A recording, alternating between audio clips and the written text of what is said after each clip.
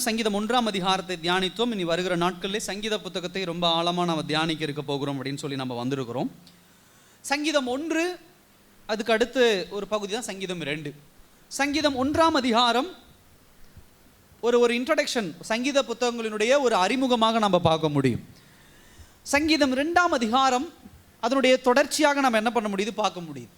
ஆனால் அதே சமயத்தில் சங்கீதம் 1, சங்கீதம் 2ல் பல்வேறு காரியங்கள் ஒற்றி போவதை நம்ம என்ன பண்ண முடியும், நம்ம பார்க்க முடியும். முதலாவது சங்கீதம் 1ஆம் அதிகாரம் பாக்கியவான் என்று சொல்லி என்ன பண்ணுகிறது, தொடங்குகிறது. அதே போல சங்கீதம் 2ஆம் அதிகாரம் பாக்கியவான் ஆசீர்வதிக்கப்பட்டவன் என்று சொல்லி என்ன பண்ணுகிறது, முடிவதை நம்ம பார்க்க முடியுது. சங்கீதம் 1ஆம் அதிகாரத்தினுடைய முடிவு ஒரு பயமுறுத்தக்கூடிய ஒரு முடிவாக இருக்கும். அதே சமயத்தில் சங்கீதம் 2ஆம் அதிகாரத்தினுடைய தொடக்கம் ஒரு பயமுறுத்துகிற ஒரு முடிவாக இருக்கும். சங்கீதம் 1ஆம் அதிகாரத்தை நீங்கள் வாசிக்கும் பொழுது தேவனுடைய பிள்ளைகள் வேத வசனத்தை எப்படி தியானிப்பாங்க அப்படின்னு போட்டிருக்கும். அதே சமயத்தில் சங்கீதம் 2ஆம் அதிகாரம் தேவனை விட்டு விலகி இருக்கிறவர்கள், துன்மார்க்கர்கள் எப்படி தேவனுக்கு விரோதமாக செயல்படலாம் அப்படின்னு சொல்லி சிந்தித்து கொண்டே மெடிடேட் பண்ணிக்கிட்டே இருப்பாங்க அப்படின்னு சொல்லி என்ன பண்ணுது, பேசுது.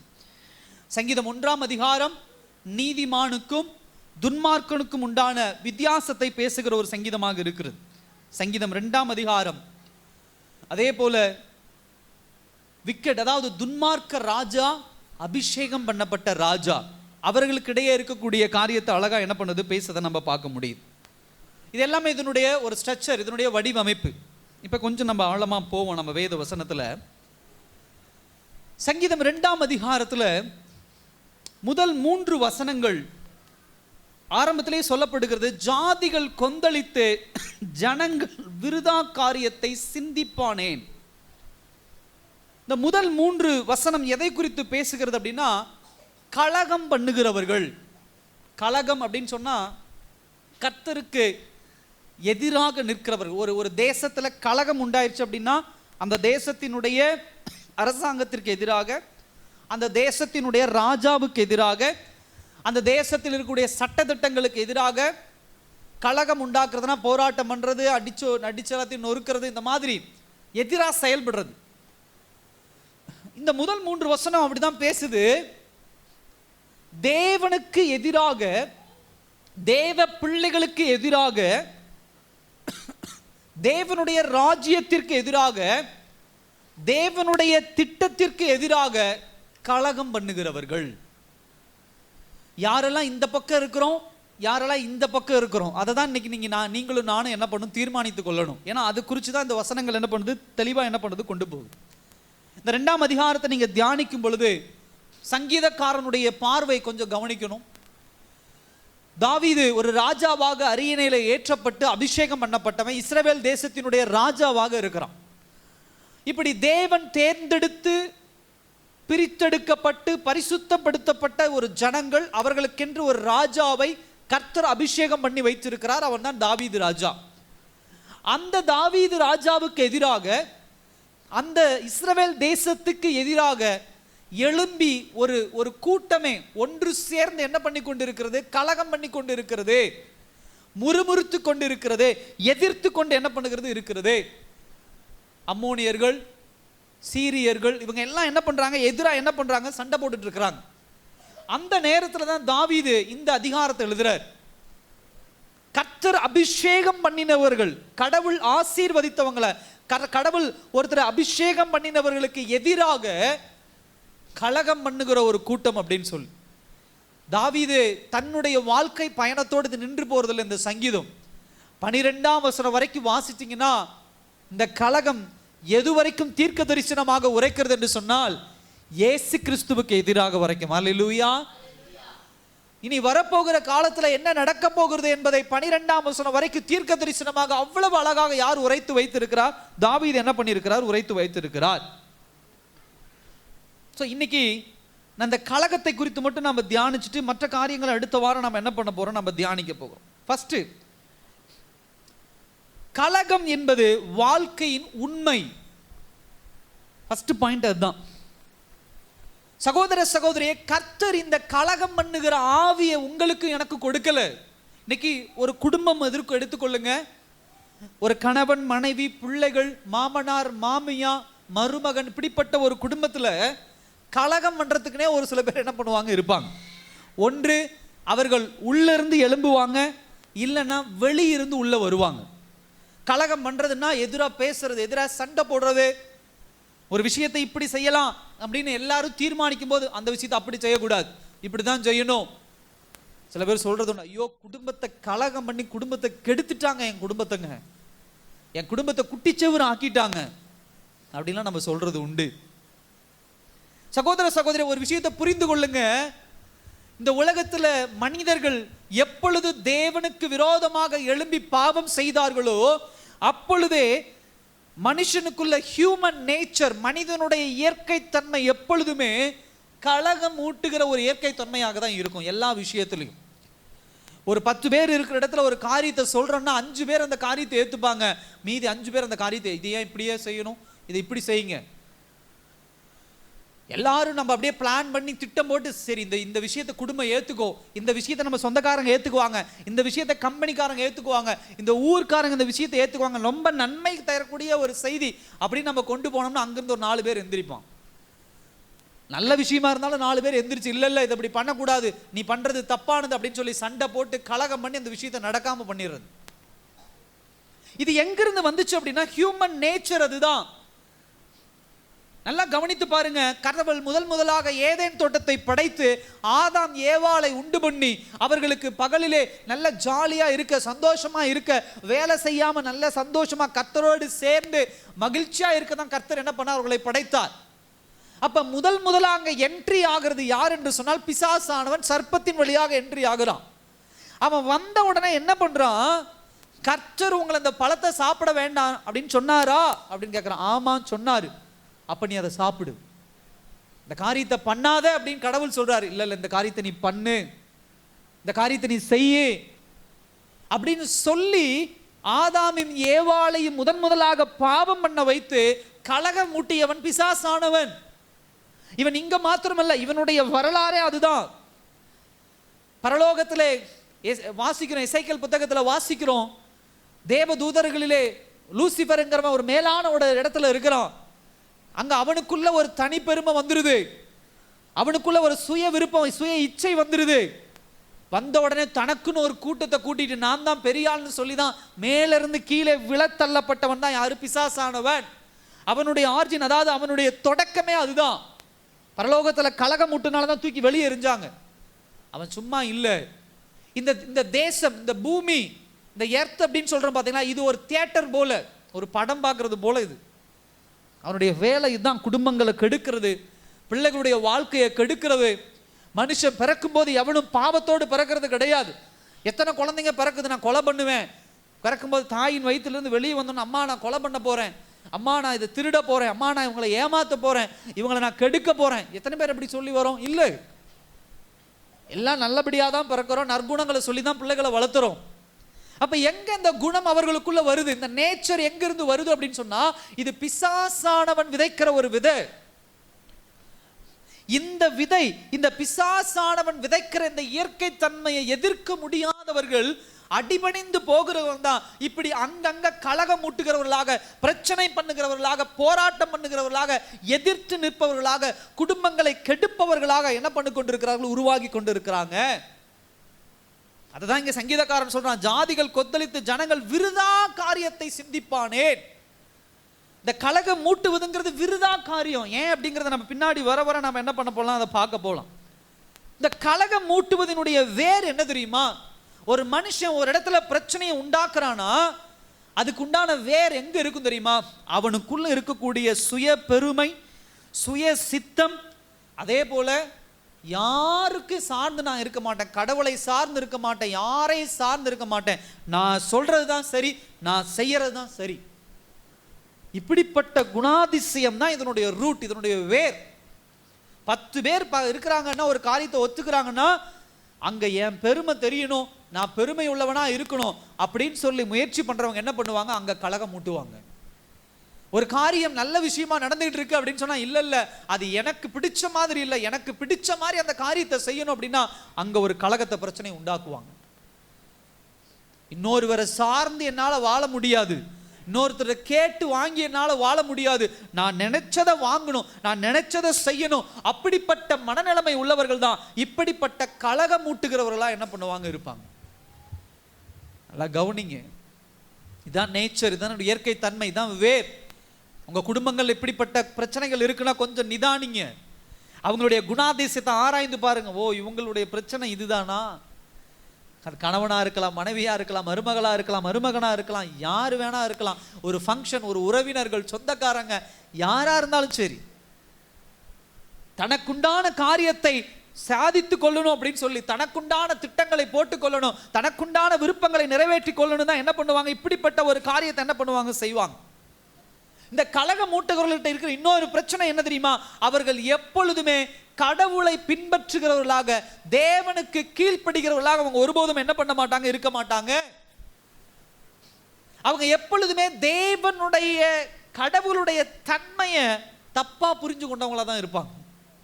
சில நேரங்கள்ல சில பேருக்கு கடவுள் என்ன பண்ணுவா, சில விஷயங்கள்ல தாழ்ந்து போக சொல்லுவார். அதனாலதான் பைபிள் அடிக்கடி சொல்ற ஒரு விஷயம் என்ன, தாழ்மையா இருங்க, உங்களை தாழ்மையா இருங்க. யாரு ஒரு ஒரு ஸ்டூடெண்டா, ஒரு மாணவரா இருக்கிறீங்களா, அங்க தாழ்மையா இருங்க. ஒரு கணவன் மனைவி, அதுல கணவனாகட்டும் மனைவி ஆகட்டும், ஒருவருக்கு ஒருவர் தாழ்மையா இருங்க. நீ என்ன பேசுறது, நான் என்ன பேசுறது, அப்படி இல்லை.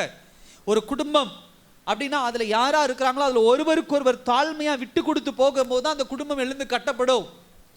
இப்படி ஒருவருக்கு ஒருவர் விட்டு கொடுத்து போக முடியுமானா அங்க மிகப்பெரிய கேள்வி. முடியாது. ஏன்னா அவன் சொந்த டிசையர் வச்சிருப்பான், சொந்த விருப்பம் வச்சிருப்பான், சொந்த திட்டத்தை வச்சிருப்பான். நான் கேட்க மாட்டேன், நான் பண்ண மாட்டேன், நான் இப்படிதான் பண்ணுவேன், நான் என் சாம்ராஜ்யத்தை தான் எழுப்பி கட்டுவேன் அப்படின்னு சொல்லி எதிர்த்து தான் என்ன பண்ணுவாங்க, நிற்பாங்க. கடவுள் அப்படி அமைக்கல எதையுமே. கடவுள் இந்த உலகத்தை படைக்கும் போது அப்படியே அமைக்கல. கடவுள் அவ்வளவு அழகா ஒவ்வொன்றிற்கும் தலைமையா, ஒவ்வொன்றிற்கும் மேல ஒண்ணு கீழே ஒண்ணு ஒரு ஸ்ட்ரக்சர் வச்சிருக்கிறார். அரசாங்கம், உதாரணத்துக்கு சொல்ல போனா அரசாங்கம் என்பதை கடவுள் அமைத்து வைத்த ஒரு வடிவமைப்பு. அரசாங்கம் இல்லாத எந்த தேசமும், கவர்மெண்ட் இல்லாத எந்த தேசமும் உருப்பட்டதா சரித்திரம் கிடையாது.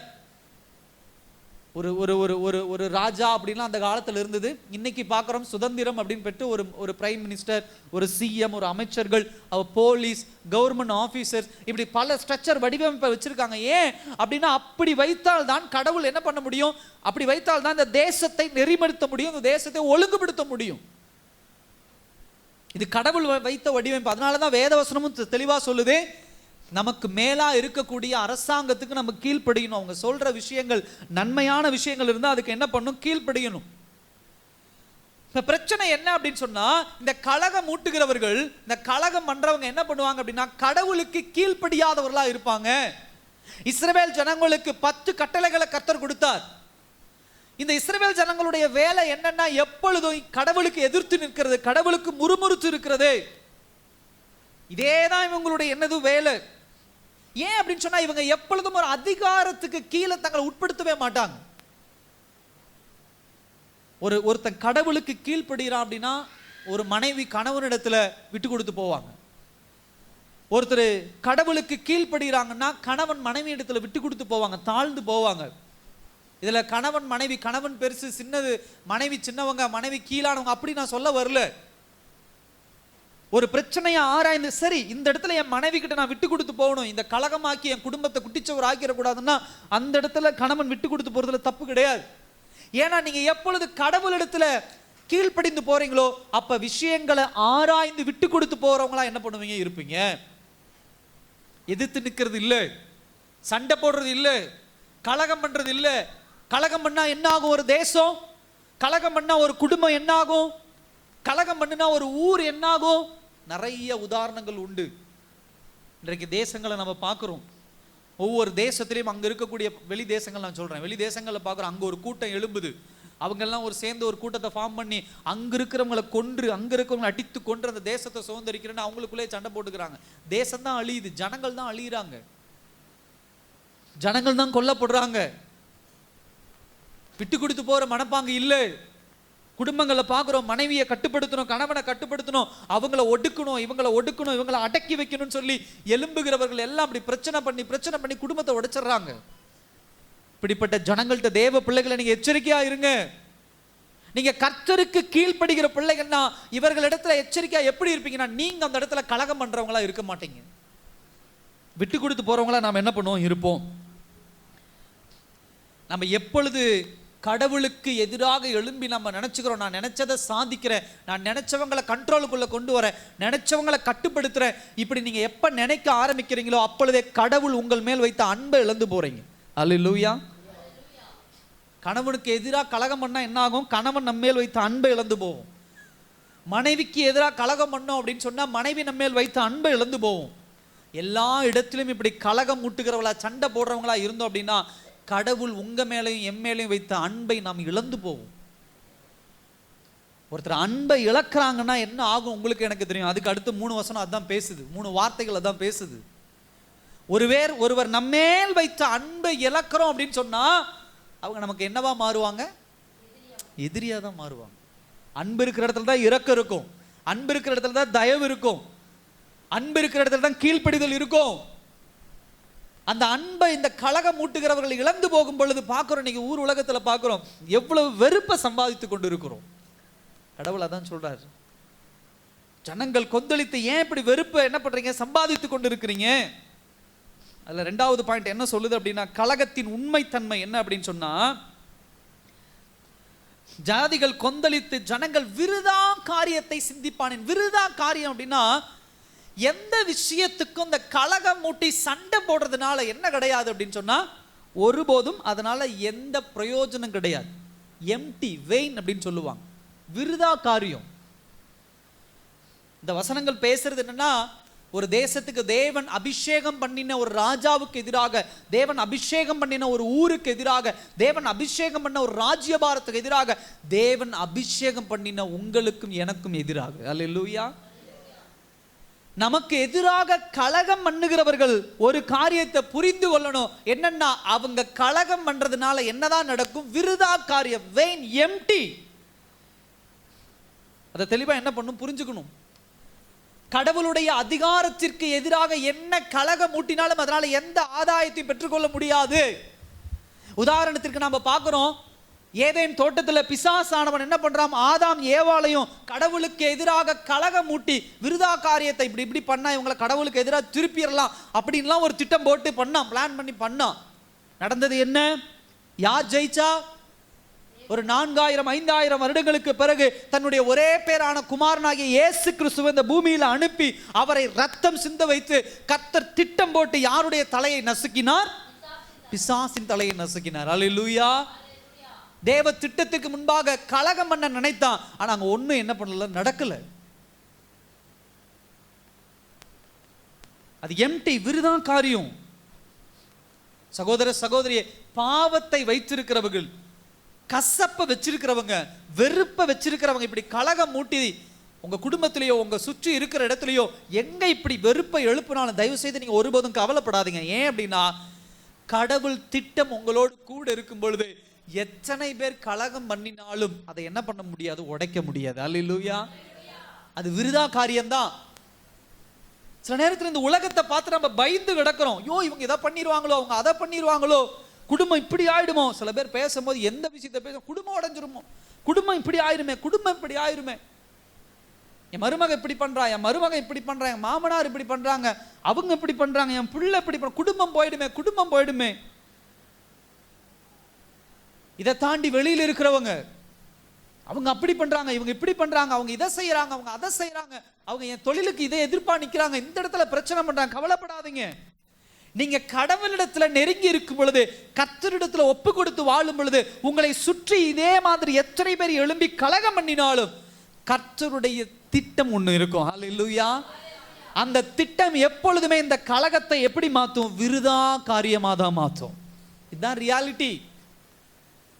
நீங்க ஆண்டவர் பக்கம் இல்ல, ஏசப்பா பக்கம் இல்லைனாதான் ஐயோ என்ன ஆயிருமோ, ஐயோ ஏதாயிருமோ, ஐயோ எப்படி ஆயிருமோ அப்படின்னு அதை குறிச்சுதான ஒரு பயம், ஒரு கலக்கம் நமக்குள்ள என்ன பண்ண வர ஆரம்பிக்கும். பாவத்தினுடைய வேலை இதுதான். ஒரு மனிதனுக்குள்ள பாவம் இருக்குதுனாவே அவன் கலகம் மூட்டுகிற சிச்சுவேஷன்ல போயிடுவான். ஒரு மனிதனுக்குள்ள பாவம் இருக்குனாவே கலகத்தை குறித்தான பயமும் அவனுக்குள்ள வந்து, 2 விஷயமும் என்ன பண்ண அவனுக்குள்ள நடக்கும். இதுதான் கலகத்தினுடைய ரியாலிட்டி, உண்மைத்தன்மை. ரெண்டாவது என்ன பண்ணும், நான் அந்த விருதாக்காரியம் சொன்னா, ரெண்டாவது கலகம் எப்பொழுதுமே கடவுளை விட்டு நம்மளை தூரம் என்ன பண்ணிடும், கூட்டிட்டு போயிடும்.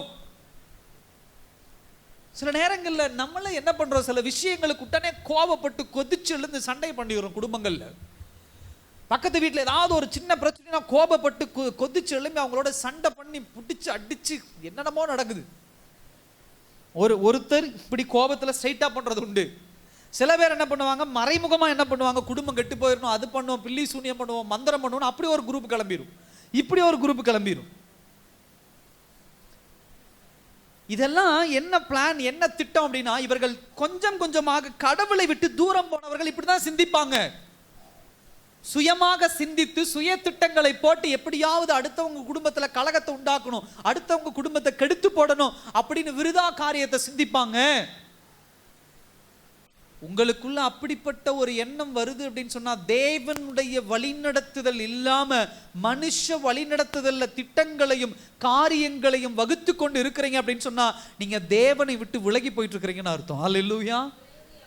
உங்களுக்கு எதிராக யார் கலகத்தை உண்டு பண்ண, கலகத்தை உருவாக்க முயற்சி பண்ணாலும் தயவு செய்து நீங்க கலகத்தை உண்டாக்குறவங்கள மாறிடாதீங்க. அதனாலதான் அடிக்கடி நம்ம சொல்றது உண்டு, கணவன் மனைவிக்குள்ள ஒருவர் சத்தத்தை உயர்த்தி பேசும்போது ஒருவர் தாழ்ந்து போறதுனால பிரச்சனை கிடையாது, யாரா இருந்தாலும் சரி. இன்னொரு சில இடங்கள்ல நாம ஒரு சில காரியத்தை, உண்மையான காரியத்தை எடுத்து வைக்கும்போது உடனே அவங்களுக்குள்ள கோபம் வந்து சண்டை போடும்போது தாழ்ந்து போறதுல தப்பு கிடையாது. கடவுள் எல்லா இடத்துலையும் எதிர்த்து எதிர்த்து சண்டை போடல, தாழ்ந்து போனார். இயேசு கிறிஸ்து இந்த உலகத்துல வந்து 33 வருஷம் வாழும் பொழுது தாழ்ந்து போறது தப்பு கிடையாது. இயேசு கிறிஸ்துடைய வாழ்க்கை நமக்கு கற்றுக் கொடுக்கிற ஒரு பாதம் அதுதான், பாதை அதுதான். ஏன் அப்படின்னு சொன்னா, நீங்க எந்த அளவுக்கு தாழ்ந்து போறீங்களோ அந்த அளவுக்கு கடவுளுடைய திட்டத்துக்குள்ள போயிட்டு இருக்கிறீங்கன்னு அர்த்தம், கடவுளுடைய வழிநடத்துதலுக்குள்ள போயிட்டு இருக்கிறீங்கன்னு அர்த்தம். வேதவசனத்துல சவுலை பார்க்கிறோம். சவுலை ஆண்டவர் ராஜாவா மாத்தினார். முதல் ராஜாவா இஸ்ரவேல் தேசத்துக்கு சவுலை ஆண்டவர் என்ன பண்ணார், கொண்டு வந்தார். அப்படி கொண்டு வந்த உடனே கடவுள் ஒரு காரியத்தை சொல்றாரு, எப்பா இந்த தேசத்துக்கு போற, அங்க சண்டை போடுற, எதையும் விட்டு வைக்காத, எல்லாத்தையும் அழிச்சிட்டு வந்துரு அப்படிங்கிறார்.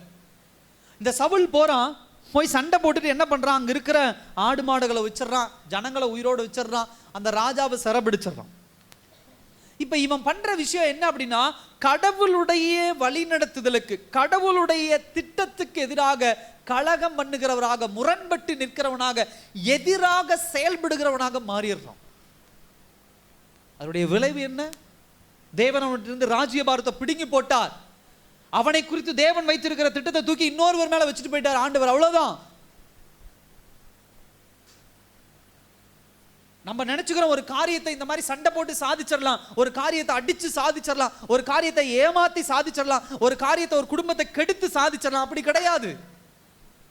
நீங்க நினைக்கிற விஷயம் இல்ல. உங்க மேல வைத்திருக்கிற திட்டத்தை தான் நீங்களும் நானும் இழந்து போறோம். நடக்க வேண்டிய காரியங்கள் அது பாட்டுக்கு நடந்துகிட்டே தான் இருக்கும். சவுல் இல்லைன்னா தாவீது, வஸ்தி இல்லைன்னா எஸ்தர், ரூபன் இல்லை அப்படின்னு சொன்னா யோசேப்பு, யூதாஸ் இல்லைன்னா அங்க வேற ஒரு சீஷன் என்ன பண்ணா, அங்கீகரிக்கப்பட்டான். தேவ திட்டம், கடவுளுடைய திட்டம் இந்த பூமியில நடந்து கொண்டுதான் இருக்கும். நம்ம தான் இழந்து போவோம், நம்ம தான் கடவுள் விட்டு தூரம் தூக்கி எறியப்படுவோம், நாம தான் கடவுள் விட்டு பிரிக்கப்படுவோம். அதுக்கு என்ன பண்றான், உடனே கடவுள் இடத்துல போய் சாக்ரிஃபைஸ் பண்றான், தியாகம், பலி கொடுக்குறான். இன்னைக்கு நிறைய பேர் பண்ற தப்பு அதுதான். எல்லா தப்பையும் செஞ்சு எல்லா சண்டையும் பண்ணிட்டு கடவுள்கிட்ட போய் செஞ்ச காரியத்தை செஞ்சிட்டோம்னா கடவுள் நம்மளை மன்னிச்சிருவார் அப்படின்னு இல்லை. கடவுளுக்கு காணிக்க போட்டா சரியாயிரும், ஒரு 40 பேருக்கு சாப்பாடு வாங்கி போட்டா சரியாயிரும். தப்பெல்லாம் பண்ணிடுவாங்க. ஒரு குடும்பத்தை அவங்களுக்கு கொடுக்க வேண்டிய காசை பிடுங்கி, அவங்கள ஏமாத்தி, அவங்கள அடிச்சு, அதெல்லாம் ஒரு 5 லட்சம் 10 லட்சம் பிடுங்கி இதெல்லாம் பண்ணி அந்த குடும்பம் பாவம் நடுத்தருவில் வந்து அவங்க ஒரு குடும்பத்தில் ஒரு 2 பேர் இறந்து போய் அந்த குடும்பமே இல்லாமல் அழிஞ்சு போயிடும். நீங்கள் நிறைய பார்க்குறோம் அந்த மாதிரி விஷயங்கள் எல்லாம். வட்டி வாங்கி இந்த மாதிரிலாம் நடக்குது நிறைய விஷயங்கள். இவன் எல்லாம் பண்ணிட்டு திடீர்னு ஒரு நாள் குத்த ஆரம்பிச்சிடும். ஐயோ இப்படி ஆயிடுச்சு, உடனே எங்கேயாவது போய் ஏதாவது செஞ்சிடணும், கொடுக்க வேண்டியது கடவுளுக்கு கொஞ்சம் கொடுத்துருவோம். உடனே அதுலேருந்து கொஞ்சம் பணத்தை எடுத்து ரோட்டில் பார்க்குறோம், திருச்செங்கோட்டில், ஈரோட்டில் யாரெல்லாம் பாவம் சாப்பாடுக்கு இல்லாமல் வயசான அவங்களுக்கு சாப்பாடு போட்டுருவோம். ஒரு அனாதை ஹோம் போயிடுவோம், அங்கே ஒரு 50 பேருக்கு சாப்பாடு போட்டால் எல்லா பாவமும் என்ன பண்ணிடும், கழிஞ்சிரும். கிடையாது. சவுல் இங்கே கடவுளுக்குன்னு பலி கொடுக்குறான், கடவுள் அதை ஏற்றுக்கல. அல்லேலூயா. கடவுள் ஏற்றுக்கல. ரியாலிட்டியை புரிஞ்சுக்கோங்க. நம்ம எல்லா தப்பையும் பண்ணிட்டு இதை கொடுத்துட்டா கடவுள் சாந்தமாயிருவாரு, இதை கொடுத்துட்டா இல்ல. நாம் ஒரு தவறு பண்றோம்னா கண்டிப்பா அந்த தவறுக்கு உண்டான அறுவடை என்ன பண்ணும், அறுத்து தான் ஆகணும். கடந்த வாரம் தான் ஆழமா தியானிச்சோம்.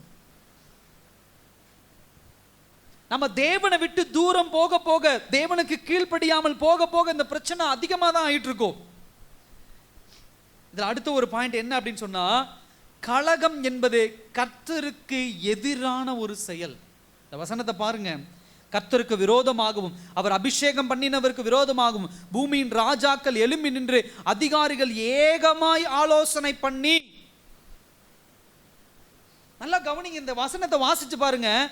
அவங்க கர்த்தருக்கு விரோதமாகவும் அபிஷேகம் பண்ணினவருக்கு விரோதமாகவும் அப்படின்னு ஒரு வார்த்தை போட்டிருக்குது. ஆனா அங்க லிட்டரலா நடக்கிற விஷயம் என்ன அப்படின்னா, இஸ்ரவேல் தேசத்துக்கு பக்கத்தில் இருக்கிற ஒரு தேசம் எதிராக நின்று கலகம் பண்ணுது, அவ்வளவுதான். கடவுளுக்கு எதிராக கலகம் பண்ணல. அவங்க எல்லாம் சண்டைக்கு கத்தி கத்திலாம் எடுத்துட்டு போயிட்டு கடவுளை மேல இருந்து இறங்கி அவங்க கூட சண்டை போடணும் அப்படிலாம் கூப்பிடல. பக்கத்து தேசத்தோட சண்டைக்கு நிக்கிறாங்க, பக்கத்து ஊரோட சண்டைக்கு நிக்கிறாங்க, அவ்வளவுதான். ஆனா அங்க கொடுக்கிற பாயிண்ட் என்ன அப்படின்னு சொன்னா, நீ இஸ்ரவேல் தேசத்துக்கு எதிராக கலகம் பண்ணினா நீ யாருக்கு விரோதமா கலகம் பண்றேன்னு அர்த்தம்? கர்த்தருக்கு விரோதமா. ஹல்லேலூயா. தேவனுக்கு விரோதமா. நீங்க தேவ பிள்ளைகளுக்கு எதிராக நிக்கிறீங்கன்னா நீங்க நினைச்சுக்கிறீங்க நம்ம ஆப்போசிட்ல இருக்கிற மனுஷனுக்கு எதிராக சண்டை போடுறோம். இல்ல, அவன் வணங்குகிற கடவுளுக்கு எதிராக நிக்கிறோம். ஹல்லேலூயா. அவன் கும்பிடுற சாமிக்கு எதிராக நிக்கிறோம், அவனை படைத்த தெய்வத்துக்கு எதிராக நிக்கிறோம், அவனுக்கு விரோதமா நிக்கிறோம். இங்க வசனம் தான் சொல்லுது. சில நேரங்களில் நீங்க எப்படிப்பட்ட ஆளை கணக்கு போடுறீங்க, ஆப்போசிட்ல இருக்கிற ஆள் ஒரு வயசான ஆளா இருக்கிறாங்க, இதை பண்ண அவங்களை ஏமாத்திடலாம், அவங்களுக்கு சப்போர்ட்டுக்கு யாருமே இல்லை, அவங்க அனாதைகளா இருக்கிறாங்க, பிடிச்சி அடிச்சோம்னா கேட்க ஆள் கிடையாது. நம்ம சில அதிகாரத்தில் இருக்கிறோம், 10 பேர்த்த கூட்டிட்டு போய் அவன் சொத்தை பிடுங்கிடலாம், அவங்ககிட்ட இருக்கிறத அடிச்சு பிடுங்கிடலாம், அவங்கள ஏமாத்தி பிடுங்கிடலாம். சில பேர்த்த போட்டு கொடுமைப்படுத்தினா கேட்கறதுக்கு ஆள் இருக்க மாட்டாங்க, போட்டு கொடுமைப்படுத்தலாம். அப்படிலாம் நம்ம நினைச்சிட்டு இருக்கிறோம். நல்லா கவனிங்க. அப்படி பண்ற மனநிலைமை நமக்குள்ள இருந்துச்சுன்னா இன்னைக்கு அதை தூக்கி எறிஞ்சிருங்க. ஏன்னா நீங்களும் நானும் இந்த கடவுளால படைக்கப்பட்டிருக்கிறோம் அப்படின்னு சொன்னா, நீங்க நினைக்கிற ஆளும் யாரால படைக்கப்பட்டிருக்காங்க? கடவுளால படைக்கப்பட்டிருக்கிறாங்க. நீ ஏமாந்துடக்கூடாதுன்னு கடவுள் ஒன்ன படைச்சிருக்கிறாருன்னா, நீ இன்னைக்கு ஏமாத்து போற பார்த்தியா ஒரு ஆளு, அவனும் கடவுளால தான் படைக்கப்பட்டிருக்கான், அவங்களும் கடவுளால தான் படைக்கப்பட்டிருக்கிறாங்க. உன்னால எப்படி ஏமாற்றத்தை தாங்க முடியலையோ அதே போல அவர்களாலும் ஏமாற்றத்தை தாங்க முடியாது. உன்னால எப்படி ஏமாற்றத்தை தாங்க முடியாம கடவுள்கிட்ட போய் நீ அழுகிறியோ அதே போல அங்கேயும் ஏமாந்தவன் போய் கடவுள்கிட்ட உட்கார்ந்து அழுவான். அப்ப உன் ஜெபத்தை, உன் கண்ணீரை, உன் சத்தத்தை கடவுள் கேட்கிறாருன்னா, அவன் சத்தத்தையும் அவன் கண்ணீரையும் அவன் ஜெபத்தை யாரு கேட்பா? கடவுள் கேட்பா. ஹல்லேலூயா. நம்ம நினைச்சுக்கலாம் என் கையில பணம் இருக்கு, என் கையில அதிகாரம் இருக்கு, எனக்கு அவங்களுக்கு தெரியும், எனக்கு இவங்களுக்கு தெரியும், நான் இன்னைக்கு சாதிச்சிடறேன், அடிச்சு புடுங்கி ஏமாத்தி எல்லாம் வச்சுக்கலாம் கையில. நாட்கள் ஒண்ணு இருக்குல்ல, இன்னையோட ஆயுசு முடிஞ்சிருந்தா என்ன எல்லாம் வாங்கிட்டு சந்தோஷமா 1 மணி நேரம் இருந்துட்டு டக்குன்னு மறிச்சு போயிடுறோமா? இல்ல, வாழணும். இன்னும் 10 வருஷம் வாழ போறோம், இன்னும் 20 வருஷம் வாழ போறோம், இன்னும் 30 வருஷம் வாழ போறோம். அந்த வாழ்கிற 20 வருஷம் 10 வருஷம் 30 வருஷம் அறுக்கணும். நாம் செய்த பாவத்திற்குண்டான காரியங்களை ஒவ்வொரு நாளும் வேதனையோடு கண்ணீரோடு அறுக்கணும். ஒரு நாள் குற்ற உணர்ச்சி வரும், ஐயோ இப்படி பண்ணிட்டோமே, கலகம் பண்ணிட்டோமே, ஏமாத்திட்டோமே, துரோகம் பண்ணிட்டோமே, எப்படியாவது இதை சரி கட்டணும் அப்படின்னா முடியாது. நம்ம பண்ண தவறுக்குண்டான அறுவடை அறுத்தானே அது சூழ்நிலையே மாறி போய் வேற மாதிரி என்ன பண்ணும், அங்க போய் நிற்கும். ஒரு காரியத்தை புரிந்து கொள்ளணும், நீங்க யாருக்கு எதிராக கலகம் பண்ணுகிறீர்களோ, யாருக்கு எதிராக நிற்கிறீர்களோ, அப்பொழுது முதல் காரியம் என்ன நடக்குது அப்படின்னு சொன்னா, கர்த்தருக்கு விரோதமா இருக்கிறோம். உங்க கணவனுக்கு எதிராக கலகம் பண்றீங்களா? கர்த்தருக்கு விரோதமா இருக்கிறீங்க. உங்க மனைவிக்கு எதிராக கலகம் பண்றீங்களா? கர்த்தருக்கு விரோதமா இருக்கு. ஏன்னா அவர்கள் அபிஷேகம் பண்ணப்பட்டவர்களா இருக்கலாம், அவங்க ஆண்டவரிடத்துல ஜெபிச்ச பிள்ளைகளா இருக்கலாம். நீங்க ஒரு முதலாளிக்கு துரோகம் பண்றீங்களா? அவர் அபிஷேகம் பண்ணப்பட்டவரா இருக்கலாம். கவனிங்க. அதனாலதான் நான் சொல்லுவேன், எந்த இடத்துல யாருக்கிட்டையும் நம்ம என்ன பண்ணக்கூடாது, இவங்க அப்படி அவங்க அப்படின்னு சொல்லி ஏமாத்திரலாம் நினைக்காதீங்க. அவங்க எப்படிப்பட்ட ஆளுன்னு தெரியாது. நம்ம வேத வசனத்துல வாசிக்கிறோம், மாட மாளிகையில ஐஸ்வர்யமாய் ஒருத்தன் வாழ்ந்துட்டு இருக்கிறான், குப்பை தொட்டியில பிச்சைக்காரனா ஒருத்தன் என்ன பண்ணிட்டு இருக்கிறான், ஒருத்தன் வாழ்ந்துட்டு இருக்கிறான். லாசருன்னு ஒருத்தன் வாழ்ந்துட்டு இருக்கிறான். இன்னைக்கு ஊர் உலகம் எப்படி பார்க்கும், இவன் பணக்காரையா, இவன்ட்ட கார் இருக்குது, இவன் வண்டி இருக்கு, இவன்ட்ட பைக் இருக்குது, இவன்ட்ட நிலம் இருக்கு, வீடு இருக்கு அப்படின்னு. இதுவே அந்த பிச்சைக்காரன் எப்படி பார்க்குது, இவன் ஒன்றுத்துக்கும் ஆகாதவையா, காசும் இல்லை பணமும் இல்லை, பிச்சைக்காரன், சோத்துக்கே வழி இல்லாமல் இங்கிருந்து விழுற எச்சையை பொறுக்கி என்ன பண்ணுறான், எச்சைக்குண்டான காரியங்களை பொறுக்கி சாப்பிட்டுட்டு இருக்கிறான் அவன், இவனுக்கு ஒன்றுமே இல்லை. இதுதான் உலகம் பார்த்துச்சு. ஆனால் இந்த 2 பேர்த்துல யார் பரலோகம் போனா? அல்லேலூயா. கடவுளுடைய பார்வை எப்படி இருக்குது பாருங்க. ஐஸ்வர்யவான் பரலோகம் போகல, செத்து போறாங்க. செத்து போய் கடைசியில் யார் பரலோகம் போறா? பிச்சைக்காரன் பரலோகத்தில் போய் தாவீதின் மடியில், அது ஆபிரகாமின் மடியில் போய் உட்காந்துருக்கான். ஐஸ்வர்யன் நரகத்துக்கு போறான். அப்ப இங்க பார்த்த அத்தனை பேருடைய பார்வையும் எப்படி, யார் கடவுள் யார் பக்கம் இருக்கிறா? இந்த ஐஸ்வர்யவான் என்ன பண்ணியிருப்பான் கொஞ்சம் யோசிச்சு பார்த்தீங்களா? என்னைக்காவது அவன் ஏதாவது பணத்தை யாருக்காவது உதவி, அவனுக்கே சாப்பாட்டுக்கு வழி இல்லை, யாருக்கும் சாப்பாடு கொடுத்துருக்க மாட்டான். போய் அவன் காணிக்கை செலுத்திருப்பானா, பலி கொடுத்துருப்பானா, அதுவும் பண்ணியிருக்க மாட்டான். அவனுக்கு வீடு கிடையாது, ஒண்ணுமே கிடையாது, எதுவுமே இல்லை. அதே ஆப்போசிட் டைரக்ஷன்ல பாருங்க, ஒரு யூத தேசத்துல பிறந்த ஒரு யூதன் அப்படின்னு சொன்னா, சிறு வயதுல இருந்து விருத்த சேதனம் பண்ணப்பட்டிருப்பான், அவன் பலி செலுத்தி இருப்பான், கடவுள் இடத்துல தேவாலயத்துல போய் நின்றுப்பான், தேவாலயத்துல உண்டான காரியங்கள் எல்லாம் செஞ்சிருப்பான், கடவுளுக்கு தேவாலயத்துக்கு ஏசப்பாவுக்கு பணம் நிறைய கொடுத்துருப்பான். அப்ப பாக்குறவங்க எல்லாம் பரவாயில்லையா, இவன் பரலோகம் போயிடுவான், நல்ல காரியமெல்லாம் நல்லா செய்யறான் அவன். இந்த ஐஸ்வர்யவான் பணக்காரன் பரலோகம் போயிடுவான், 4 பிள்ளைகளை படிக்க வைக்கிறான், 4 பேத்துக்கு உதவி பண்றான், இவன் பரலோகம் போயிடுவான். இவன் ஒன்னுத்துக்கு ஆகாத, ஒரு சப்போர்ட் இல்லை, ஒரு உதவி இல்லை. வெளியரங்கமா நீங்களும் நானும் செய்யற காரியத்தை வைத்து உலகம் போடுகிற எடை வேறு. ஆனா கர்த்தர் அந்தரங்கத்தை பார்க்கிறார். ஹல்லேலூயா. ரகசியங்களை பார்க்கிறார், உள்ளான காரியத்தை பார்க்கிறாரு. உள்ளான காரியத்துல அந்த பிச்சைக்காரன் ஜெயிச்சிட்டான். கர்த்தர் அவனோடு கூட இருந்தார். இந்த வசனம் கற்றுக் கொடுக்கிற ஒரு காரியம் அதுதான். எப்பொழுது இப்படி கலகம் பண்ணுகிறவர்களாக மாறுறோமோ அப்பொழுதே 3 காரியத்துக்குள்ள நம்ம போறோம். முதலாவது தேவனை விட்டு பிரிந்து போகிறோம், 3வது ஆவிக்குரிய அழிவுக்கு நேராக கடந்து போகிறோம், 3வது டிவைன் ஜட்ஜ்மெண்ட், தேவனுடைய நியாய தீர்ப்புங்கிற ஒரு கேட்டகரிக்குள்ள போயிடும். நீங்க தேவனுடைய பிள்ளையா இருக்க ஆசைப்படுறீங்க அப்படின்னு சொன்னா கலகம் பண்றவங்களா இருக்காதீங்க. இல்ல நான் கலகம் பண்றவனா இருக்கேன்னா நீங்க தேவனுடைய பிள்ளைங்கிற கேட்டகரியில இருந்து பிரிக்கப்பட்டு நியாய தீர்ப்புல நிக்கிற பிள்ளையா மாறிடுவீங்க. அல்லேலூயா. இன்னைக்கு நீங்களும் நானும் ஜனநாயக குடிமகன், இந்திய தேசத்தின் குடிமகன் அப்படிங்கிறோம். இதே நீங்களும் நானே வச்சுக்கோங்களேன், ஒரு தப்பு பண்ணிடுறேன், ஒரு தப்பு பண்ணி ஒரு கோர்ட்ல போய் நான் என்ன பண்றேன், ஒரு குற்றவாளி கூண்டுல நிற்கும் போது எனக்கு அங்க என்ன பேரு? குற்றவாளி. தேசத்தினுடைய குடிமகன் நான் வெளியே, ஆனா அந்த கோர்ட்டு கூண்டுல போயிட்டேன்னா குற்றவாளி. அப்ப இந்த குடிமகனா இருந்தவனா குற்றவாளியா மாறக்கூடாதுன்னா நான் எப்படிப்பட்டவனா இருக்கணும்? இந்த தேசத்தினுடைய நெறிமுறைகளுக்கு உட்பட்டவனாக, இந்த தேசத்தினுடைய சட்டதிட்டங்களுக்கு உட்பட்டவனாக நான் இருந்தா குடிமகன், இல்லைன்னா நான் குற்றவாளி. இதேதான் வேதவசனம் கற்றுக் கொடுக்குது. நீ தேவனுடைய பிள்ளை அப்படின்னு சொன்னா, கடவுளுடைய பிள்ளை, தேவனால் படைக்கப்பட்ட பிள்ளை பரலோகம் போகணும் அப்படின்னு சொன்னா தேவனுடைய சட்டதிட்டங்களுக்கு கீழ்ப்படிஞ்சினா நீ தேவனுடைய பிள்ளை. நீ தேவனுடைய சட்டதிட்டங்களுக்கு கீழ்ப்படியில, தேவனுடைய நியாயப்பிரமாணத்துக்கு கீழ்ப்படியில, தேவனுடைய வார்த்தைக்கு கீழ்ப்படியில கலகம் பண்றவங்களாக இருந்தோம் அப்படின்னு சொன்னா தேவனுடைய நியாய தீர்ப்பிலே குற்றவாளி கூண்டுல நிற்கக்கூடிய குற்றவாளியா மாறிடுறோம். நியாய தீர்ப்பு எப்படி வரும்னு சொல்ல முடியாது, ஜட்ஜ்மெண்ட் எப்படி வரும் நம்ம என்ன பண்ண முடியாது, கண்டுபிடிக்க முடியாது.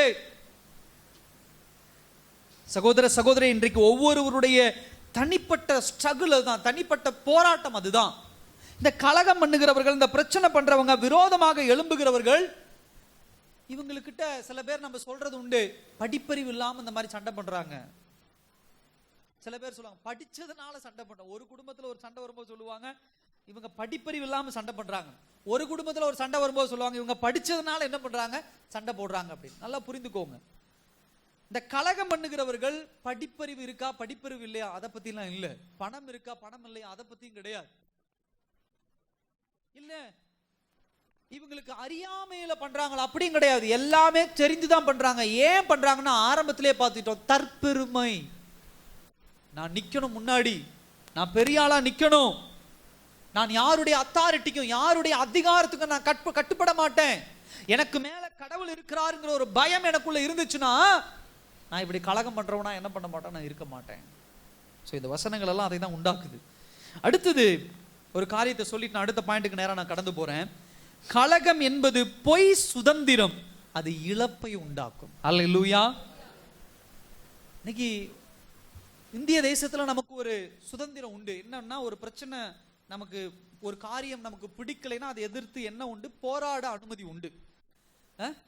போராட அனுமதி உண்டு, ஆனா கலகம் உண்டாக்க அனுமதி கிடையாது. அதை தெளிவா புரிஞ்சுக்கணும். இன்றைக்கு சில விஷயங்களை தெளிவா புரிஞ்சுக்கோங்க. என்ன அப்படின்னு சொன்னா, தேவ திட்டத்திற்கு, தேவனுடைய இந்த பைபிள் வசனத்துக்கு கீழ்ப்படியும் போது சில இடங்கள்ல சில மனிதர்களுக்கு நம்மளை பார்த்தா ஒரு அடிமை மாதிரி தான் என்ன பண்ணும் தெரியும். அவங்க சுயமா எந்த முடிவு எடுக்க மாட்டாங்கப்பா. ஏதாவது ஒரு விஷயத்த சொன்னா போய் ஜெபம் பண்றோம்பாங்க. ஏதாவது ஒரு விஷயத்த சொன்னா வா இப்படி பண்ணிக்கலாம், இதை செஞ்சுக்கலாம், இதை ஏமாத்திக்கலாம், ஐயோ எங்க ஆண்டவர் திட்டுவாரியா, எங்க ஆண்டவருக்கு இது பிடிக்காது, நாங்க அதை பண்ண மாட்டோம் அப்படின்னு விலகி போயிடுவாங்க. அது ஏமாந்து விட்டுட்டு வந்தாலும் சரி, நாங்க இயேசுவுக்கு கீழ்ப்படுகிறோம், பைபிளுக்கு கீழ்ப்படுகிறோம், ஏசப்பாவுக்கு நாங்க கீழ்ப்படுகிறோம், இந்த தப்பை நாங்க செய்ய மாட்டோம். அந்த அவங்க சுதந்திரவாளியா அடிமையா கிடக்குறாயா அப்படின்னு சில நேரத்தில் சொல்றது உண்டு. நல்லா கவனிங்க. பாவம் செய்வதற்கு பேசுகிற ஒரு சுதந்திரம் இருக்கு பாத்தீங்களா, அதுதான் உண்மையாலுமே அடிமைத்தனம். ஹல்லேலூயா. நீ ஒரு பாவத்தை செஞ்சுட்டு நான் சுதந்திரமா பாவம் செய்யறேன் அப்படின்னு பெருமை பேசிக்கிட்டே இருக்கிறீங்க. ஆனா நல்லா கவனிச்சு பாருங்க, கொஞ்சம் கொஞ்சமா அந்த பாவம் உங்களை என்ன ஆக்குது? அடிமையாக்குது. சிகரெட் பிடிக்கிறது என்னுடைய சுதந்திரம். சின்ன வயசுல பிள்ளைகள் பேசும்போது பேசுவாங்க, ஏய் சிகரெட் பிடிக்காத, எனக்கு சுதந்திரம் அது. திருமண வயது எட்டுன உடனே எனக்கு 18 வயசு அரசாங்கம் அனுமதி கொடுத்திருக்குது, நான் யாரை வேணா திருமணம் செய்து கொள்ளுவேன், எனக்கு பிடிச்சவங்களை அது என்னுடைய சுதந்திரம் சொல்றோம். சம்பாத்தியம், பணம் சம்பாத்தியம் கையில வந்தோம்னா பிள்ளைகள் பெற்றோருக்கு எதிராக பேசுறது உண்டு. ஏன் பணம்? அது ஏன் சுதந்திரம், நான் எப்படி வேணா செலவு பண்ணுவேன், நீங்க யார் கேட்கறதுக்கு? தியேட்டருக்கு படம் பார்க்க போவேன், குடிக்க போவேன், சிகரெட் பிடிப்பேன், இப்படிப்பட்ட ஆடைகள் சொல்லுவாங்க. பிள்ளைகளை சிறு வயதுல இருந்து வளர்த்து இந்த மாதிரி ஆடைகளை உடுத்தாதமா தப்பா, ஏன் சுதந்திரம் அது, நான் எப்படி வேணா ஆடையை உடுத்துவேன், உங்களுக்கு என்ன பிரச்சனை? சண்டை போடுறோமா? நல்லா கவனிங்க. ஆரம்பத்துல குடிக்கிறது உங்களுடைய சுதந்திரம், ஆரம்பத்துல பீடி குடிக்கிறது உங்களுடைய சுதந்திரம், ஆரம்பத்துல தவறான வார்த்தைகளை பேசுறது உங்களுடைய சுதந்திரம், ஆரம்பத்துல அடுத்தவர்களை அடிப்பது உங்களுடைய சுதந்திரம்.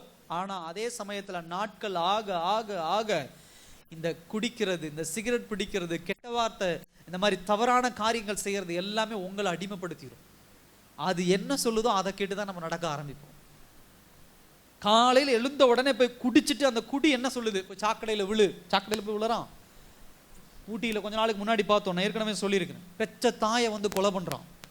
குடிச்சிட்டு கஞ்சாவை ஏதோ குடிச்சிட்டு வந்து பெத்த தாயை கொலை பண்றான். பாருங்க எப்படி ஆரம்பத்தில் அவங்க தாய் சொல்லியிருக்கோம், தம்பி குடிக்காதப்பான், இது என் சுதந்திரம், நான் குடிப்பேன், நான் சம்பாதிக்கிறேன், நான் குடிக்கிறேன் அப்படின்னு சொன்னவன் இன்னைக்கு எங்க வந்து நிக்கிறான்? அந்த கஞ்சா சொல்லுது, அந்த அந்த குடிப்பழக்கம் சொல்லுது, அந்த அம்மாவை கொன்று, உனக்கு காசு கொடுக்காத அந்த அம்மாவை கொன்று. நேற்று ஒரு 2 நாளைக்கு முன்னாடி நம்ம பார்த்தோம், ஒரு 2 பேருக்கு ஆயுள் தண்டனை கொடுத்தாங்க. சென்னையில் பார்த்தோம், ஒரு அம்மா என்ன பண்ணிட்டாங்க, 2 குழந்தை என்ன பண்ணிட்டாங்க, கொலை பண்ணிட்டாங்க. பெரிய குழந்தைங்க, 6வது படிக்கிற ஒரு குழந்தை, 4வது படிக்கிற ஒரு பெண் குழந்தை, 2 குழந்தைங்க. ஆரம்பத்தில் புருஷன் மேல ஏகப்பட்ட அதிருப்தின்னு வச்சுக்கோங்க. புருஷன் சரியா சம்பாதிக்கல, இல்ல புருஷன் சரியா சில விஷயங்கள் எனக்கு செய்யல, என் புருஷன் அப்படி இப்படின்னு சொல்லி இந்த அம்மா என்ன பண்ணிருச்சு, இன்னொருவனை பின்பற்றி போயிடுச்சு.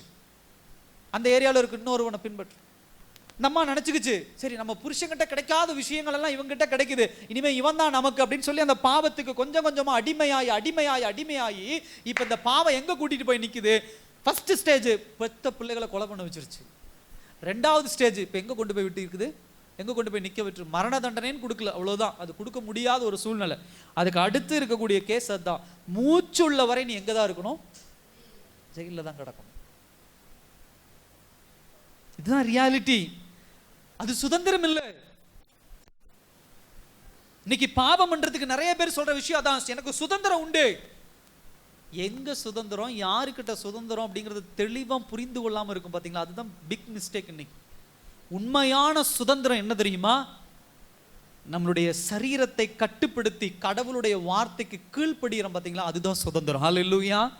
பிசாசானவனை உங்க வாழ்க்கையில நீங்க என்னைக்கு அனுமதிக்காம இருக்கிறீங்களோ அதுக்கு பேர் தான் சுதந்திரமோ தவிர அவனை அனுமதிச்சுட்டு கர்த்தருடைய வார்த்தையை துரத்துறது சுதந்திரம் கிடையாது. ஸோ இந்த பாயிண்ட் எல்லாம் நல்லா கவனமா வச்சுக்கோங்க. அடுத்த ஒரு பாயிண்ட் சொல்லி நான் முடிக்கிறேன்.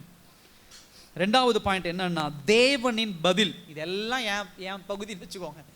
நான் கலகம் மூட்டுறேன், நான் சண்டை பண்றேன், நான் எதிர்த்து நிற்கிறேன், நான் பாவம் பண்றேன், நான் துரோகம் பண்றேன், இதெல்லாம் என் பார்ட். இப்ப இதெல்லாம் நடந்துட்டு இருக்கும்போது ஒருத்தர் பார்த்துக்கிட்டே இருக்கிறார். அல்லேலூயா. ஒருத்தர் கடவுள் பார்த்துக்கிட்டே இருக்கிறார். அவர் என்ன பண்றாருங்கிறத ஒரு 3 வசனத்துல அவ்வளவு அழகா சொல்லுது பாருங்க. முதல் பாயிண்ட் என்னன்னா, பரலோகத்தில் வீற்றிருக்கிறவர் என்ன பண்ணுவாராமா? நகைப்பார். நகைப்பார். நகைப்பார் அப்படிங்கறத நீங்க எப்படி எடுத்துக்கலாம் அப்படின்னு சொன்னா, இந்த உலகபூர்வமா நம்ம சிரிக்கிறோம் பாருங்க, அந்த மாதிரி கிடையாது. சில விஷயங்களை செஞ்சுட்டு நம்மளா தப்பு செஞ்சு நம்மளா முடிவெடுத்து நம்மளா எல்லா காரியத்தை பண்ணிட்டு அதுக்குண்டான விமோச்சனமும் இதுதான், இதை இப்படி செஞ்சுட்டா சரியாயிரும், இப்படி நீங்களாம் ஆரம்பத்திலிருந்து முடிவு வரைக்கும் எல்லாத்தையும் திட்டம் போட்டுட்டு அப்பா எல்லாமே முடிஞ்சதுன்னு நினைக்கிறீங்க பாத்தீங்களா, அதை பார்த்து கடவுள் சிரிப்பாராம். உண்மையில எனக்கு அதிகாரம் உண்டு, உண்மையில நியாயம் தீர்க்க எனக்கு அதிகாரம் உண்டு. நீ எடுக்கிற எல்லா காரியமும் இது சரி இது தவறு நீயா நினைச்சுக்கிட்டு செய்யற பாத்தியா, அதனால என்ன கிடையாது, விருதா காரியம் ஒன்னும் பிரயோஜனம் கிடையாது. அல்லேலூயா. அதனால அழகா சொல்றது, பரலோகத்தில் வீற்றிருக்கிறவர், உட்கார்ந்து இருக்கிறவர்.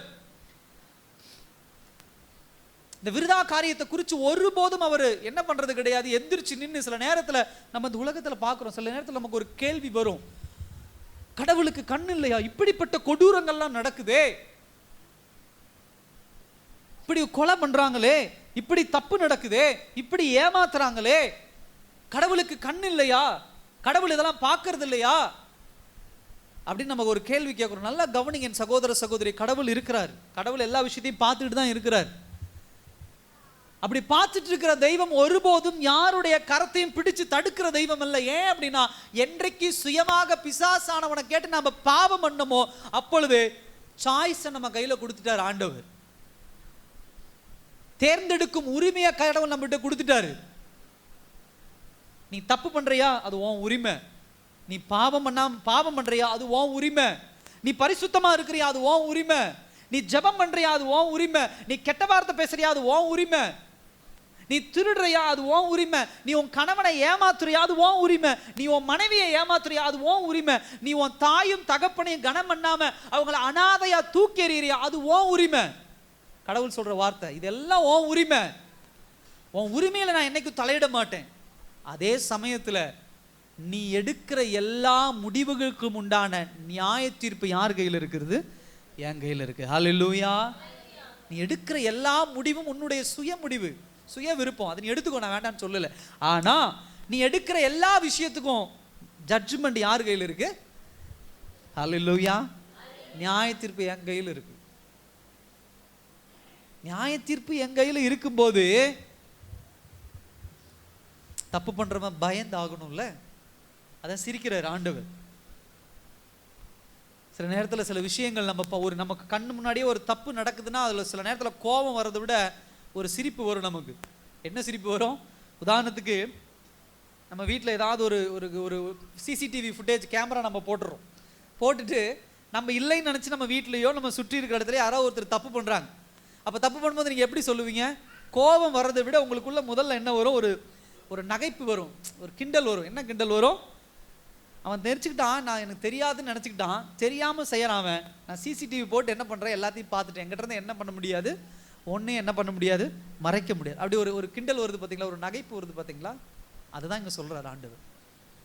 என் மனைவிக்கு தெரியாது தப்பு பண்ணிட்டேன், என் கணவருக்கு தெரியாது தப்பு பண்ணிட்டேன், எங்கள் அப்பா அம்மாவுக்கு தெரியாது நான் தப்பு பண்ணிட்டேன், என் பிள்ளைக்கு தெரியாது நான் தப்பு பண்ணிட்டேன், என் முதலாளிக்கு தெரியாது நான் தப்பு பண்ணிட்டேன், என் தொழிலாளிக்கு தெரியாது நான் தப்பு பண்ணிட்டேன். இதெல்லாம் யாருக்கும் தெரியாது, நம்ம எல்லாம் தவறு பண்ணிக்கிட்டே இருக்கிறோம். ஆனா மேல ஒருத்தர் உட்கார்ந்து சிரிச்சிட்டு இருக்கிறாரு. என்ன சிரிச்சிட்டு இருக்கிறாரு? உன் முதலாளிக்கு தெரியாம தப்பு பண்ணி உன் முதலாளி உனக்கு தண்டனை கொடுக்காம இருக்கலாம், உன் கணவருக்கு தெரியாம நீ தப்பு பண்ணி உன் கணவர் உனக்கு தண்டனை கொடுக்காம இருக்கலாம், உன் மனைவிக்கு தெரியாம நீ தப்பு பண்ணி உன் மனைவி தண்டனை கொடுக்காம இருக்கலாம். ஆனா அதே சமயத்துல எல்லாத்தையும் நான் என்ன பண்றேன், பார்த்துட்டு இருக்கிறேன். ஹல்லேலூயா. நான் பார்த்துட்டு உட்கார்ந்துருக்கேன்ப்பா. எனக்கு என்ன வேலை, வேற வேலை? நீ தப்பு பண்றது உன்னுடைய உரிமை. நீ நினைச்சுக்கிற என் மனைவி தண்டனை கொடுக்கல, என் கணவன் தண்டனை கொடுக்கல, தண்டனை கொடுக்கறது நீ ஏமாத்தின ஆளுடைய வேலை இல்லை, என் வேலை. நியாய தீர்ப்பு கொடுக்கறது ஏன் வேலை. அதான் சொல்றாரு, பரலோகத்தில் வீற்றிருக்கிற நகைப்பார் ஆண்டவர் அவர்களை என்ன பண்ணுவாராமா? இகழுவார். மோக் அப்படின்னு சொல்லுவாங்க. கிண்டல். நகைக்கிறது ஒண்ணு, கிண்டல் பண்றது ஒண்ணு. சில நேரத்தில் செய்யற தவறு அதுதான். கடவுள் எல்லாவற்றையும் கண்ட்ரோல் பண்ணி ஆண்டு கொண்டு இருக்கிறார். சகோதர சகோதரியே,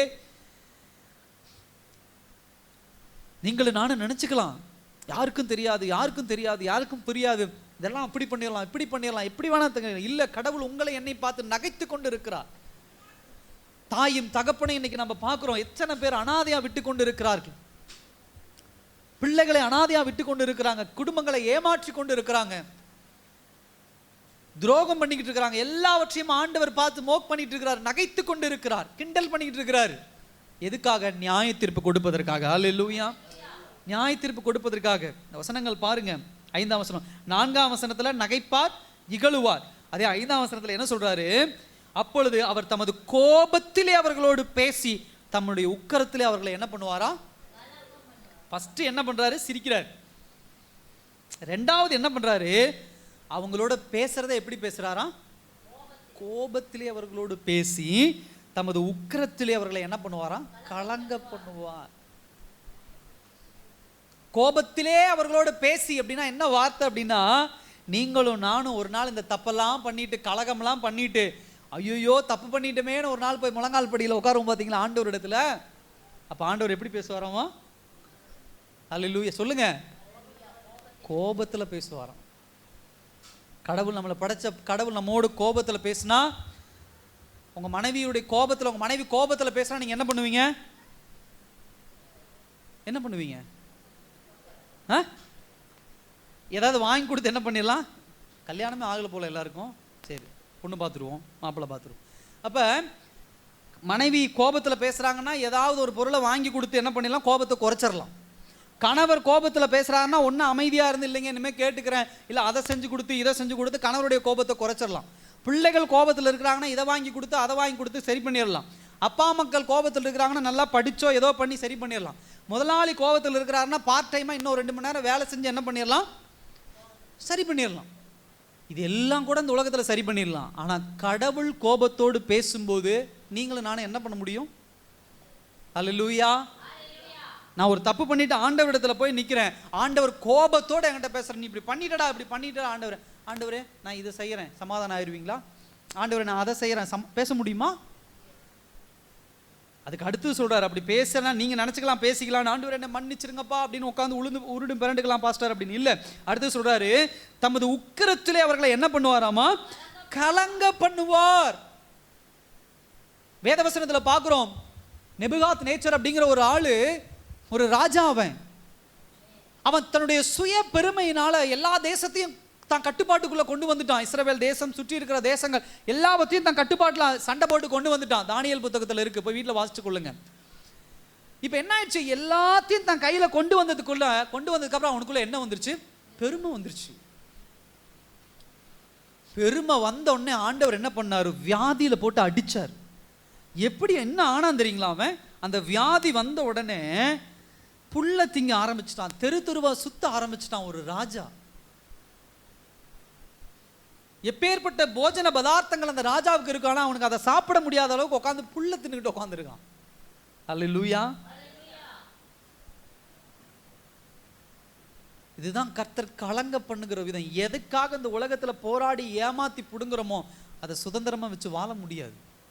கலங்க பண்ணுதல் அப்படிங்கிறது தான். ஏன்னா நீங்க நினைச்சுக்கிறீங்க இதை ஏமாத்தி வாங்கினா சந்தோஷமா இருக்கலாம், இதை ஏமாத்தி புடுங்கினா சந்தோஷங்களா, இந்த இடத்துல இருந்து இதை ஏமாத்தி எடுத்துட்டா சந்தோஷமா இருக்கலாம். இல்ல, கர்த்தர் கலங்க பண்ணுவார்னா, நீ எது சந்தோஷம் நினைச்சு மற்றவர்களை கலங்க பண்ணுகிறியோ, எது சந்தோஷம் நினைச்சு ஒரு இடத்துல கலக்கத்தை உண்டாக்குறியோ, எது சந்தோஷம் நினைச்சு மற்றவர்களை ஏமாத்துறியோ, அதை வைத்து உங்களையும் என்னையும் கர்த்தர் என்ன பண்ணுவாராம்? கலங்க பண்ணுவார். அல்லேலூயா. நல்லா கவனம். ஆரம்பத்தில் சொன்னேன், நம்ம மற்றவங்களை கலங்க பண்ணணும். இப்போ யார் கலங்க பண்ணுறா? கடவுள் நம்மை கலங்க பண்ணுகிறார். கலங்க பண்ணுறாருன்னா நம்ம பண்ணுற கலகத்தை கூட சமாளிச்சிடலாம் அந்த உலகத்தில். இன்னைக்கு அரசாங்கத்துக்கு எதிராக கலங்கம் பண்ணால் துப்பாக்கி கொண்டு வந்து சுட்டு தண்ணி லாரியை கொண்டு வந்து அடித்து என்ன பண்ணுறாங்க? அடக்கிடுறாங்க. ஆனால் நமக்கு எதிராக கடவுள் கலகம் பண்ணா, கலங்க பண்ணுனா நிற்க முடியுமா நம்மளால? அல்லேலூயா. இந்த தெய்வ பயம் நமக்குள்ளே இருக்கணும் எப்பொழுதுமே. இந்த தெய்வ பயம் நமக்குள்ள இருக்கும் பொழுதுதான் என்ன பண்ணும்? நமக்கு அந்த இது வரும். அதில் சொல்றாரு, 6ஆம் வசனத்தில் சொல்றாரு கடைசியா, நான் என்னுடைய பரிசுத்த பர்வதமாகிய சீயோன் மீதில் என்னுடைய ராஜாவை நான் என்ன பண்ணினேன்? அபிஷேகம் பண்ணி வைத்தேன். ஹல்லேலூயா. இதுக்கு என்ன அர்த்தம் கவனிங்க. இந்த தலைமைத்துவத்தை மட்டும் கடவுள் என்னைக்கு விட்டு கொடுக்க மாட்டார். ஹல்லேலூயா. நல்ல மனதில் ஞாபகம் வச்சுக்கோங்க, தலைமைத்துவம் லீடர்ஷிப். நீங்க இயேசுவை கும்பிட்டு இருக்கிறீங்க, கடவுளை வணங்கிட்டு இருக்கிறீங்கன்னா ஒரு காரியத்தை தெளிவா புரிந்து கொள்ளுங்க. கடவுள் எப்பொழுதும் தன்னுடைய தலைமைத்துவத்தை எந்த விஷயத்துக்காகவும் விட்டு கொடுக்க மாட்டாரு.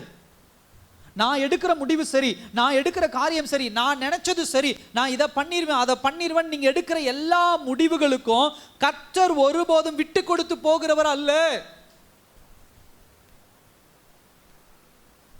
சில விஷயத்தை கர்த்தர் ஒரு மாதிரி செய்ய சொல்லுவார், அதே விஷயத்தை அடுத்த தடவை வேற மாதிரி சொல்லுவார். அல்லேலூயா.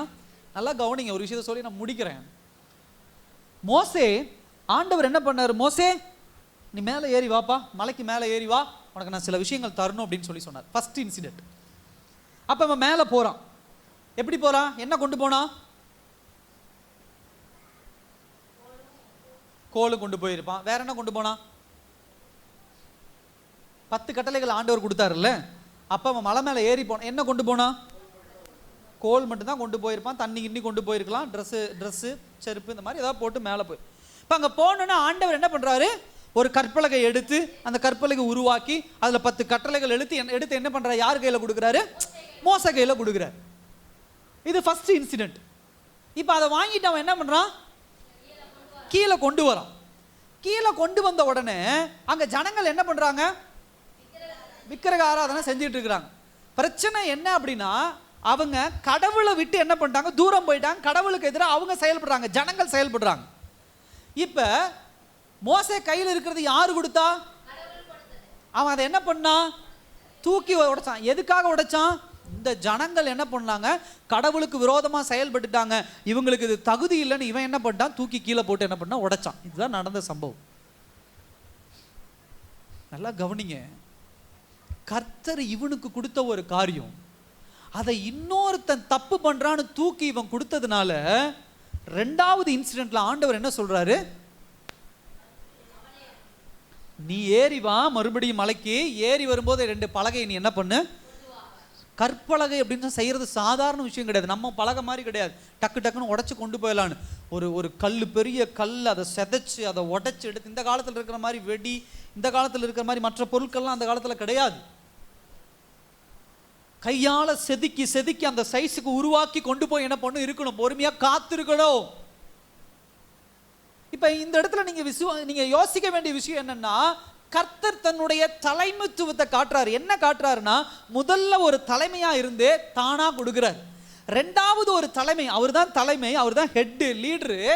ரெண்டாவது லீடர்ஷிப்ல அவர் தனக்கு கோபம் வந்ததுனால அவர் எப்படி வெளிப்படுத்துறாரு, நீ செஞ்சு கொண்டு வா அப்படின்னு சொல்லி என்ன பண்றாரு சொல்றாரு. இப்ப இந்த இடத்துல மோசே கேட்டிருக்கலாம்ல ஒரு வார்த்தை, ஏன் ஆண்டவரே முத தடவை நீங்களே கொடுத்தீங்களா, அதே மாதிரி இந்த தடவை கொடுத்துருங்க, நான் எதுக்கு கொண்டு வரணும் அப்படின்னு என்ன பண்ணிருக்கலாம், கேட்டிருக்கலாம்ல. ஆனா கேட்க முடியாது. ஏன்னா அவர் யாரு, லீடர். ஹல்லேலூயா, தலைமை. அந்த இடத்தை ஆண்டவர் விட்டு கொடுக்க மாட்டாருங்க. சகோதர சகோதரியே, கர்த்தர் உங்ககிட்ட என்ன செய்ய சொல்றாரோ அதை செய்யுங்க. உங்களை சுற்றி இருக்கிறவங்க தப்பா இருக்கிறாங்கன்னு சொல்லி நீங்க மாத்தாதீங்க பிளான. சில நேரத்தில் நம்ம செய்யற தவறு அதுதான். இந்த இடத்துல பேசுற வார்த்தை அதுதான். கர்த்தர் தலைமை பண்பு உடையவர்னா அவர் எங்கிட்ட இவன் என்ன பண்ணிருக்கணும், அந்த கற்பலகை அவங்க பண்ண உடனே இது ஆண்டவர் கொடுத்தோன்னு பயபக்தி அந்த பக்கம் ஓர வச்சுட்டு அவங்கள திட்டி இருக்கலாம், சண்டை போட்டுருக்கலாம், என்ன வேணா பண்ணிருக்கலாம். அதை விட்டுட்டு அதை தூக்கி போட்டு உடைச்சதுனால, நான் லீடர், நான் தலைமை, நான் கொடுத்த பொருளை நீ உடைக்கிறியா அப்படின்னு சொல்லி அடுத்த தடவை வேறு ஒரு டெசிஷன் எடுக்க, வேறு ஒரு முடிவெடுக்க அவருக்கு என்ன உண்டுங்க, அதிகாரம் உண்டு. ஹல்லேலூயா. ஒரு விஷயத்தை மறந்துடாதீங்க, கர்த்தர் உங்க கையில ஒரு காரியத்தை கொடுக்கிறார் அப்படின்னா, இந்த உலகத்துல மற்றவங்க அது பண்ணாங்க இது பண்ணாங்கன்னு தூக்கி எரிஞ்சிடாதீங்க. ஒரு ஆசீர்வாதத்தை கர்த்தர் கொடுக்கிறாருன்னா, ஒரு காரியத்தை ஒரு கர்த்தர் கொடுக்கிறாருன்னா, அவங்க அப்படி பண்ணாங்க, அவங்க இப்படி பண்ணாங்க, இவங்க இதை பண்ணாங்க, அவங்க அதை பண்ணாங்கன்னு தூக்கி எறிஞ்சிங்கன்னா தேவனுடைய தலைமைத்துவத்துக்கு நீங்க பதில் சொல்லணும். கர்த்தர் என்ன நோக்கத்துக்கு உங்ககிட்ட கொடுத்தாரு, அது உங்களுக்கும் கர்த்தருக்கும் உண்டானது. உங்க கையில் இருக்கக்கூடிய காரியம் கர்த்தருக்கு சொந்தமானது. அவர் கஷ்டப்பட்டு எடுத்து எல்லாம் செஞ்சு எழுதி உங்க கையில கொடுக்கிறாரு, கடவுள் உங்க கையில கொடுக்கிறாரு. கோபத்துல தூக்கி எரிஞ்சிடறோம், கோபத்துல உதாசீனப்படுத்திடுறோம். யாரோ சொல்லிட்டாங்க, யாரோ பண்ணிட்டாங்க, யாரோ அது செஞ்சுட்டாங்க இது செஞ்சுட்டாங்க, எல்லாமே பொருந்தும். இதுல உன் தாய் தகப்பன் கர்த்தர் உனக்கு கொடுத்தது, உன் மனைவி கர்த்தர் உனக்கு கொடுத்தது, உன் கணவன் கர்த்தர் உனக்கு கொடுத்தது, உன் பிள்ளைகள் கர்த்தர் உனக்கு கொடுத்தது. யாரோ சொல்லிட்டாங்க, ஏதோ சொல்லிட்டாங்க, யாரும் ஏதோ பண்ணிட்டாங்க, யார் அவங்க அதை பண்ணிட்டாங்க, அவங்க இதை பண்ணிட்டாங்கன்னு கர்த்தர் உனக்கு கொடுத்ததை நீ தூக்கி எரிஞ்சினா நீ கர்த்தருடைய தலைமைத்துவத்தை எதிர்த்து நிற்கிறேன்னு அர்த்தம். அப்ப என்ன பாஸ்டர் நான் பண்றது? இந்த பிரச்சனை நான் எப்படி சமாளிக்கிறது? யார் கொடுத்தாங்களோ அவங்க கையில கொடுத்துருங்க. ஆண்டவர் கையில போய் ஒப்பு கொடுத்துரு. தேவ சமூகத்துல போய் வச்சிரு அந்த விஷயத்த. என் மனைவி எனக்கு ரொம்ப பெரிய பிரச்சனை பாஸ்டர், என்னால சமாளிக்க முடியல, நான் என்ன பண்ணட்டும்? சண்டை பண்ணிக்கிட்டே இருக்கிறாங்க, ஏதாவது பண்ணிட்டுமா? அப்படிலாம் கிடையாது. இல்ல டைவர்ஸ் பண்ணிட்டுமா? அப்படியும் கிடையாது. என் கணவன் சரியில்லை, அங்க போறாரு இங்க போறாரு, தப்பா நடக்கிறாரு, ஒன்னு டைவர்ஸ் பண்ணிட்டுமா இல்ல கொன்றுட்டுமா? அப்படியெல்லாம் கிடையாது. தப்பு பிரச்சனை இதெல்லாம் நடக்கும்போது இந்த மாதிரி ஊர் உலகம்லாம் இந்த மாதிரி செஞ்சிரு, அந்த மாதிரி செஞ்சிரு, சூனியம் பண்ணிரு, இந்த கடவுள் கொடுத்தது. அப்ப நான் என்ன பண்ணட்டும்? என்ன கோபம் வேணா என்னை சுத்தி இருக்கலாம், தேவ சமூகத்துல போய் நான் வச்சுட்டேன்னா பிரச்சனை சால்வ். இல்லைன்னா உட்காந்து நான் கஷ்டப்படணும். அல்லேலூயா. சில நேரத்துல கடவுள் கொடுக்குற ஆசீர்வாதங்களை உதாசீனப்படுத்தினவர்கள் மோசேயை போல கஷ்டப்பட வேண்டிய சூழ்நிலை வரும். இதனாலதான் மோசேக்கு என்ன கிடைக்கல? உன் கோபத்தினால தான்டா உனக்கு கிடையாதுன்னு சொல்லி நெபோ மலையில நிக்க வச்சு போடா, பார்த்தது போதும், செத்து போன அனுப்பிச்சிட்டார். எவ்வளவு கஷ்டப்பட்ட ஒரு மனுஷன் மோசே, எவ்வளவு வேதனையா இருந்திருக்கு யோசிச்சு பாருங்க. கர்த்தர் கொடுத்த காரியத்தை உதாசீனப்படுத்தினா. அதே போல இன்னொரு இடத்துல இன்சிடென்ட் என்ன நடக்கும்? தண்ணி வேணும்னு கேட்பாங்க. தண்ணி வேணும்னு கேட்கும் பொழுது இவன் யாருக்கு தலைமை? யாரு ஹெட்? யாரு? ஆண்டவர். ஆண்டவரை போய் கேட்டுட்டு வந்து தண்ணி கொடுத்துருக்கணும். இவன் அவங்க தங்கச்சி செத்துட்டாங்க, மிரியம் அம்மா இறந்துட்டாங்க. அதுல போய் கேட்கறான், எனக்கு தண்ணி வேணும், தண்ணி இல்லாம நாங்க செத்து போயிடும், நான் தண்ணி தரேன் வாங்கடான்னு எல்லாத்தையும் கூட்டிட்டு போய் என்ன பண்ணிட்டாப்ல? குச்சி எடுத்து அடிச்சிட்டாரு. நான் ஆண்டவர் தண்ணி கொடுத்துட்டாரு, கொடுக்காமலாம் இல்லை, கொடுத்துட்டு இந்த பக்கம் வந்தோன்னு சொல்றாரு, உனக்கு யார் அந்த அதிகாரம் கொடுத்தா? இல்லாண்டவர் கோவத்துல எல்லா கருத்து நீ பண்ணிருவியா? இந்த 2 இன்சிடென்ட் தான் ஆண்டவர் அவரை என்ன பண்ணல, கானான் தேசத்துக்குள்ள விடல. பெரிய தப்பெல்லாம் மோசே பண்ணவே இல்லைங்க. இந்த விஷயம் அதான் தேவனுடைய தலைமைத்துவத்துக்கு கட்டுப்பட்டு இருக்கணும், கடவுளுடைய ஹெட் லீடர்ஷிப்புக்கு கட்டுப்பட்டு இருக்கணும், கடவுளுடைய அதிகாரத்துக்கு. இந்த வசனம் எல்லாம் அதான் கற்றுக் கொடுக்கும். 6 வசனங்கள். மீதி காரியங்கள் அடுத்த வாரம் நம்ம தியானிக்க போறோம். எல்லாரும் இருக்கிற இடத்துல எழுந்து நிற்கலாமா அந்த நாள்ல?